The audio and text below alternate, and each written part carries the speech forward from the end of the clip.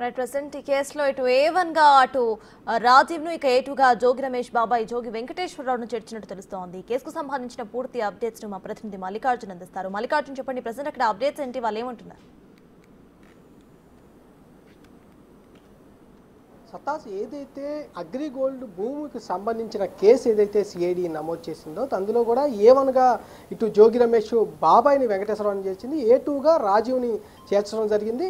అంతేకాకుండా దీనికి సహకరించిన అధికారులు ఎవరైతే ఉన్నారో అధికారులతో పాటు అప్పుడు పనిచేసిన వాళ్ళ ఫాలోవర్స్ ఎవరైతే ఉన్నారో వాళ్ళందరిలో దాదాపుగా 9 మంది పై కూడా ఎఫ్ఐఆర్ అనేది నమోదవడం జరిగింది. ఈ నేపథ్యంలోనే జోగి రమేష్ నివాసం ఇబ్రహీంపట్నంలో ఉంటే అక్కడికి ఉదయం 5 గంటలకే ఏసీబీ అధికారులు ఆ నివాసానికి చేరుకోవడం జరిగింది. అక్కడ పలు ప్రశ్నలు అయితే అటు జోగి రమేష్ కుమారుడు రాజీవ్పై కూడా కురిపించిన పరిస్థితి కూడా కనిపించింది.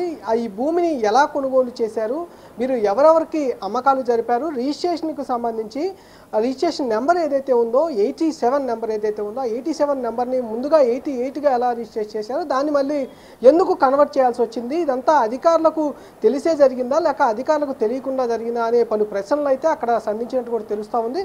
3.5 గంటల విచారణ తర్వాత అక్కడ తనిఖీలు, నివాసంలో పత్రాల కోసం కొన్ని తనిఖీలు కూడా చేసినట్టు కూడా తెలుస్తూ ఉంది. కొన్ని ఆధారాల కోసం ఆ ఆధారాలు కూడా కొన్ని సేకరించినట్టు కూడా తెలుస్తూ ఉంది. వాటితో పాటు ఇటు జోగి రమేష్ కుమారుడు రాజీవ్ను కూడా ఏసీబీ కార్యాలయం గొల్లపూడిలో ఉన్న ఏసీబీ కార్యాలయానికి కూడా తీసుకురావడం జరిగింది. ప్రస్తుతం ఇక్కడ ఏసీబీ కార్యాలయంలో ఆ జోగి రమేష్ కుమారుడు రాజీవ్పై కూడా మరికొన్ని ప్రశ్నలు అయితే సంధిస్తున్న పరిస్థితి కూడా కనిపిస్తూ ఉంది. ఈ కేసుకు సంబంధించి ఇప్పటికే 3 అధికారులు సస్పెండ్ అవ్వడం జరిగింది. అక్కడున్న డిప్యూటీ తహసీల్దార్ డిఓటీతో పాటు మండల రెవెన్యూ ఎవరైతే సర్వేయర్ ఉన్నారో అతను, దాంతోపాటు గ్రామ రెవెన్యూ అంబాపురం గ్రామ రెవెన్యూ ఎవరైతే చూస్తూ ఉంటారో సర్వేయరు, ఆ సర్వేయరు ఈ సంబంధించి 3 అధికారులు ఇప్పటికే సస్పెండ్ కూడా చేయడం జరిగింది.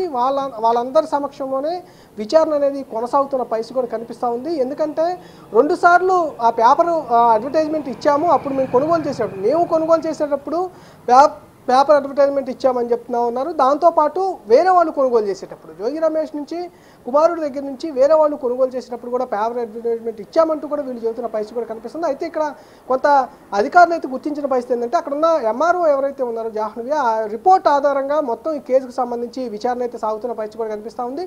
అందులో మార్పులు చేర్పులు చేశారని, ఎందుకంటే రిజిస్ట్రేషన్కి సంబంధించి సర్వే నెంబర్ అనేది ఏదైతే ఉందో అగ్రిగోల్డ్ భూమికి సంబంధించిన సర్వే నెంబర్ 87 అనేది సర్వే నెంబర్ ఉంది. ఆ సర్వే నెంబర్ని మార్చి ఆ భూమిని అటు అమ్మకాలకు కానీ కొనుగోలు కానీ చేసినట్టుగా కూడా ఇప్పుడు ఆరోపణలు పెద్ద ఎత్తున వినిపిస్తూ ఉన్నాయి. దీనిపైనే సిఐడి ఇప్పటికే కేసు నమోదు చేయడం, దాంట్లో ఆ సెక్షన్లో ఏదైతే ఏసీబీకి సంబంధించిన సెక్షన్లు ఏవైతే ఉన్నాయో ఆ సెక్షన్ల మీదనే ఇప్పుడు జోగి రమేష్ కుమారుని అదుపులోకి తీసుకోవడం, అది విచారిస్తున్న పరిస్థితి ఇక్కడ కనిపిస్తూ ఉంది. సత్తా. Right, thank you Mallikarjun.